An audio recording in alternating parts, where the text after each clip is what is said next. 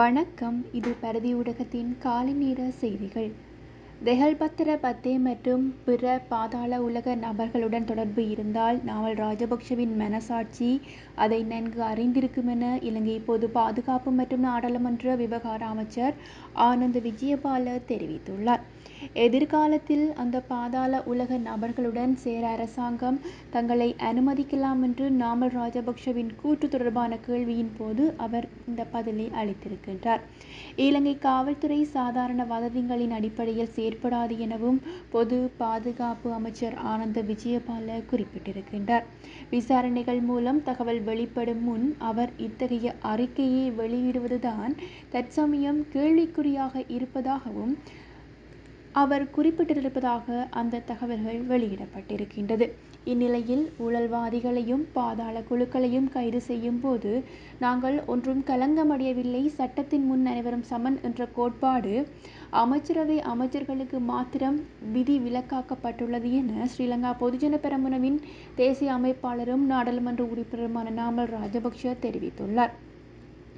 இந்நிலையில் அவர் ஊடகங்களுக்கு கருத்து தெரிவிக்கையில், பாதாள உலக குழுவினரின் கைது செய்யும் போது தாங்கள் கலக்கமடையவில்லை எனவும் அதற்கு அவசியமும் தங்களுக்கு கிடையாது, கைதுகள் வைத்து அரசியல் செய்யாதீர்கள் என தாங்கள் குறிப்பிட்டதாகவும் நாமல் ராஜபக்ஷ தெரிவித்துள்ளார்.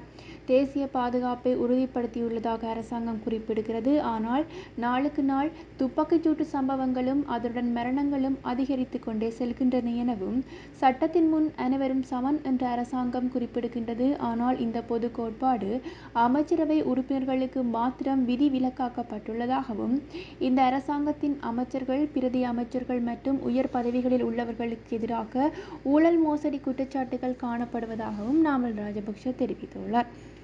முறைப்பாடு அளிக்கப்பட்டுள்ளன, ஆனால் அதற்கு எதிராக எந்தவிதமான நடவடிக்கைகளும் இதுவரை எடுக்கப்படவில்லை. இவ்வாறான செயற்பாடுகளுக்கு எதிராக தாங்கள் எதிர்ப்பு தெரிவிப்போம் என்றும் பல்வேறு கோரிக்கையை முன்வைத்து இலங்கை மின்சார சபை தொழிற்சங்கத்தினர் சட்டப்படி வேலை நடவடிக்கையில் ஈடுபட்டிருந்தார்கள்.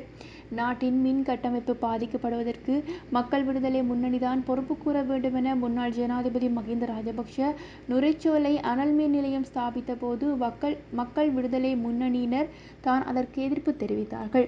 கடந்த அரசாங்கங்கள் மின் கட்டமைப்பை புதுப்பிக்க வேண்டும் வந்த புதிய திட்டங்களுக்கு எதிராக செயற்பட்டார்கள், வீதி இறங்கி போராடினார்கள். முன்னாள் ஜனாதிபதி ரணில் விக்ரமசிங்க சர்வதேச நாணய நிதியத்திற்கு அமைய இலங்கை மின்சார சபையின் மறுசீரமைக்கும் யோசனையை கொண்டு வந்தார். ஆனால் இந்த யோசனையை தற்போதைய அரசாங்கம் செயற்படுத்துகின்றது எனவும் நாமல் ராஜபக்ஷ குறிப்பிட்டிருக்கின்றார். இது இவ்வாறு இருக்க, இலங்கையில் அதுவும் தமிழர் பிரதேசங்களில் தற்போது முன்னாள் நாடாளுமன்ற உறுப்பினர் பாட்டாளி சம்பிக்க ரணவக்க கூறிய விடயம் பேசுபொருளாக இருக்கின்றது. விடுதலை புலிகளின் தலைவரை கொலை செய்வது தொடர்பான ஆலோசனையை மஹிந்த அரசாங்கத்திற்கு இந்தியாவின் முன்னாள் வெளி உறவுத்துறை அமைச்சர் சிவசங்கர் மேனன் வழங்கியுள்ளதாக முன்னாள் அமைச்சர் பாட்டாளி சம்பிக்க ரணவக்க தெரிவித்திருக்கின்றார். மேலும் அதற்கு முன் தமிழரசுக் கட்சியின் முன்னாள் தலைவர் சம்பந்தன் மற்றும் இலங்கையின் தமிழ் தலைவர்கள் கருணாநிதி, ஜெயலலிதா, சர்வதேச உள்ளூர் தமிழ் தலைவர்கள் அனைவரும் சந்தித்து பேசினார்கள் எனவும் குறிப்பிட்டிருக்கின்றார்.